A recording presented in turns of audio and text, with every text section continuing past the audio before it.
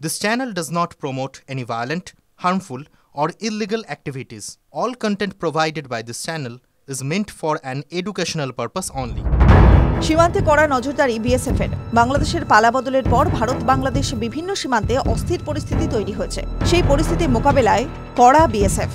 ভারত বাংলাদেশ সীমান্তে মুর্শিদাবাদ জেলার জলঙ্গির 146 নম্বর বিওপি এলাকায় চলছে কড়া নজরদারি।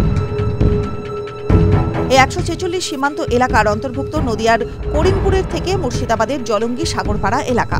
কাঁটাতার না থাকায় এলাকায় চোরা চালানের সম্ভাবনা থাকে। সেই পরিস্থিতিতে কড়া হাতে মোকাবেলা বিএসএফের। ভারত বাংলাদেশ সীমান্তে মুর্শিদাবাদ জেলায় 125 কিলোমিটার সীমান্ত রয়েছে। মুর্শিদাবাদের শামশেরগঞ্জ, সুতি, রঘুনাথগঞ্জ, ভগবানগোলা, লালগোলা, রানীনগর, জলঙ্গি এই বিধানসভা এলাকাগুলোর সীমান্তে এলাকায় দীর্ঘ 40 কিলোমিটার এলাকা নেই কাঁটাতার।